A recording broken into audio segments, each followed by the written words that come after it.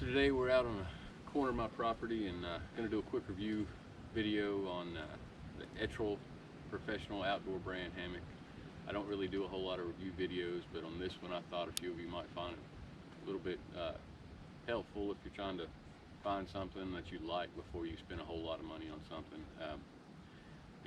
This is what I got when I wanted to try out having a diagonal lay when I left from like an Inu hammock. And I didn't want to go ahead and spend $200 or whatever dollars on, say, Hennessy or Warb on it to get started, just to see if that's what I actually like, because I knew that I already slept comfortable in the Inu, but wanted to give it a try anyway. This one does have the built-in bug net and structural support line, so it runs a little short for me. They do probably they make a slightly longer one, but the one that I have, I'm about 6'1", 6 to 6'1", and about 190 pounds, 185, something like that, and holds me fine. I sleep great in it. I could see where it being a little bit longer. This is a 10 foot, so I can see where having a little bit longer one would be beneficial to me, but everything on it seems to hold up good. I've slept probably 20 nights or so in this hammock so far. I had it in Wisconsin with me. That's where I tried it out for the first time. I don't know if you saw any of those videos, but me and the River Kings went to Wisconsin for a week and took a long kayak trip there. But anyway, slept great in it. It has the integrated bug net, the structural ridge line. I'm going to string it up here in a few minutes and show you a little bit of it, but it weighs in at about 1.5 pounds, which if you're an ultralight, that's probably too heavy for you, but for a kayak camper, it's not a big deal.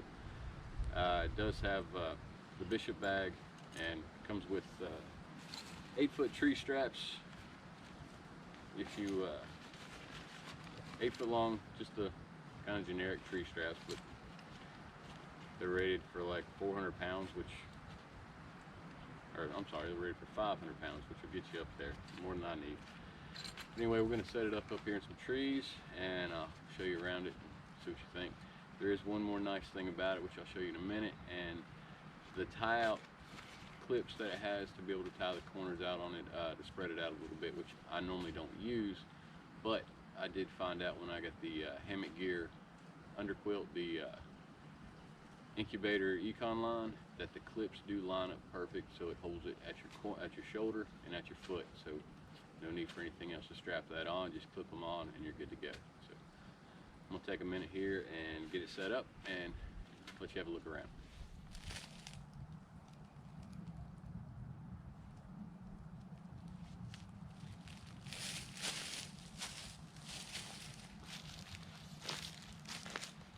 Now, the one thing I do like about this is it's a Bishop bag, so there's no dragging it out across the ground or anything like that. It just stays right in.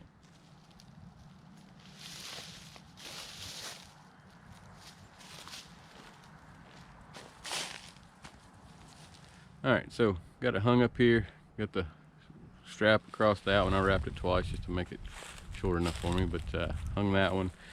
Got the bug net, got the material in the bottom here. This is NB 8000 diamond ripstop nylon, and it's got a real nice feel to it. It's got kind of a texture to it versus some of the others, but it's a little wrinkly right now, but it's definitely got a soft, smooth feel to it. But got the little shelf on the ridge line. The Bishop bag, it slides out of, just stays right there, so when I go to put it up, I don't have to drag anything across the ground. Got the little tie-outs I was telling you about that will hook straight to a hammock gear underquilt. And so, all right, so I'm inside the hammock. I got the bug net pulled off the ridge line, so it's a little flopping around right now, but got room for the shoulders, room for my feet, able to lay flat in it. So like I said, I've spent about 20 nights so far in this hammock, and I really don't have anything to complain about it. I bought it thinking that I would try the asymmetrical hang and see how I liked it, and now that I have it, I don't know that I really want to upgrade anytime soon. Bug net, of course, goes over and will zip shut. no issues.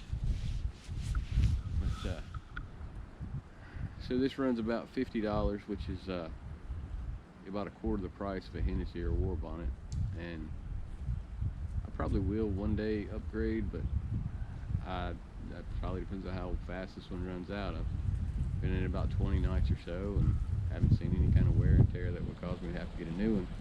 Like I said, I am 6'1". It is slightly too short for me, but that's probably on the verge of being too short. I still sleep just fine. I've never had a problem sleeping in this hammock. I got it just to try out and see if I like laying on the angle, and I do, and like I said, I really have a point in getting another one. So, may or may not be worth it to someone that wants to try one out first. I figured that it couldn't hurt to make a video on it. But if I was going to spend, if I was going to spend 100, 200 nights in it, or it was going to be my sole shelter or sleep system for months on end, then I probably would go ahead and spend the extra money. But for one that you're going to be in for a couple nights at a time, a week at a time, I don't think it's an issue of comfort. I believe it's more along the issue of durability. And like I said, I've had it out for about 20 nights, and so far it shows no sign of wear and tear or anything like that. So the durability is yet to be seen. But if you're only going to need one ever so often, it's definitely worth a shot to check it out.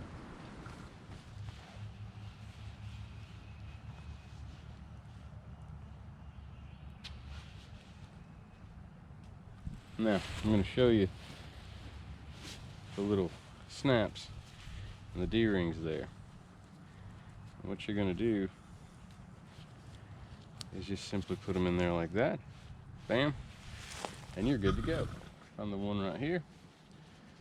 Again, pop it through the little D-ring. Easy as it can be. So then, the incubator is going to be underneath it, held in place, and you're good to go. Nicely done. It's too hot to lay in that. It's too hot. Alright, so that's my review of the Etrol hammock. It's definitely worth the $50 it costs. I mean, if you want to go for broke and go ahead and spend $200 on one, so be it. I'm sure you won't regret it. If you're not quite sure what you want to try a few things, this is a good route to go. It only costs you $50. In the meantime, you'll probably get it. I mean, it's yet to be seen how long I'll get out of it. Like I said, it's been about 20 nights. I see no reason why I can't get another 100 nights or better out of it. We'll see. Hopefully this year we'll get to find that out. But so the Etrol hammock, E-T-R-O-L. I think I'm pronouncing that right. I couldn't find anywhere we actually pronounce it, so that tells you where it probably comes from. But it does have its downfalls. As far as, I don't think that you could modify it to, I guess you could modify it to get, a different suspension system on it. I've always used the straps. I've never had a problem with them. I'm sure that there's plenty of things wrong with them, but for me, they work just fine. It would be nice if it was just a hair longer. Still, I sleep all right in it. If you're under 6 foot, I'm sure that you'll sleep just fine in it. Again, it's rated like 400 pounds. The material feels great. It's really durable. I don't know if any of the clips will stay in it, but I'm bad about getting in and out of it with my shoes on. Haven't messed anything up on it. And one of my favorite things is the fact that the incubator hooks right to it.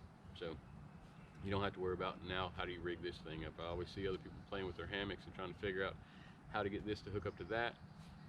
This particular one doesn't seem to have that problem. I'm more of a set it up and go kind of guy. If it's not perfect, it doesn't bother me. But anyway, that's my review. Hope it's helpful, and check you out next time.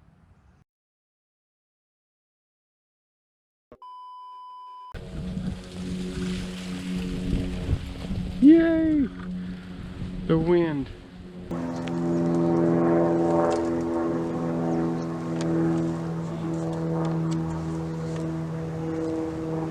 Alright, so this is my review of the what the hell is this thing called?